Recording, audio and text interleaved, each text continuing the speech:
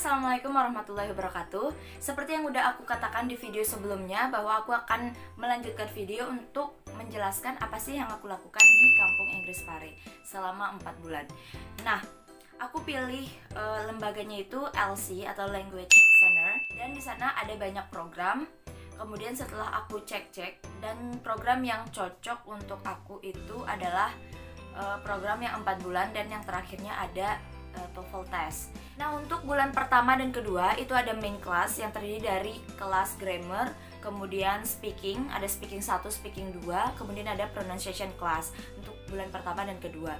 Kemudian di bulan pertama sama kedua ini ada namanya morning sama evening class. Kita ada kelas pagi jam 5 sampai jam 6 subuh, kemudian kelas malamnya itu dari jam 6 sampai jam 7 malam. Itu biasanya 1 jam 1 jam. Nah, kemudian untuk bulan yang ketiga ini agak sedikit berbeda karena kita akan persiapan untuk ke TOEFL kelasnya. Jadi di bulan ketiga itu ada namanya masih tetap grammar, kemudian speaking. Tapi di bulan ketiga ini ada namanya listening for speaking sama grammar for speaking.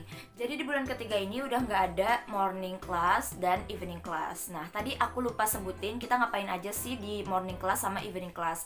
Kalau di evening class itu kita menghafalkan vocabulary atau expression dan kita setorkan di pagi harinya. Jadi malam harinya kita hafalkan, kemudian disetorkan di pagi harinya. Terus berapa sih kata yang kita hafalkan?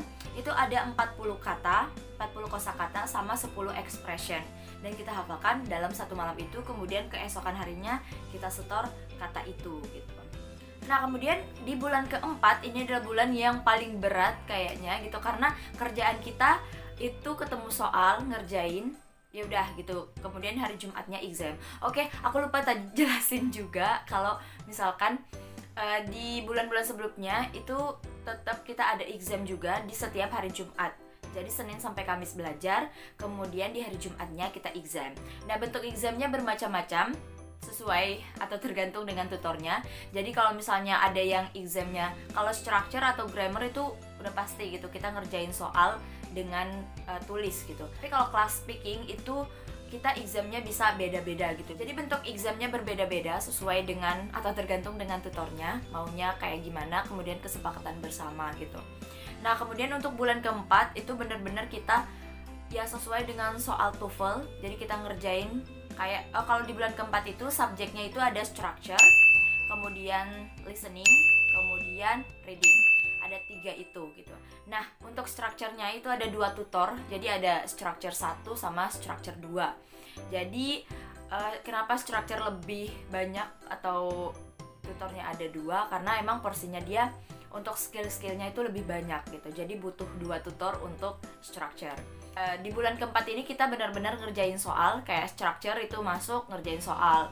Kemudian listening juga dengerin contoh soalnya kayak gimana.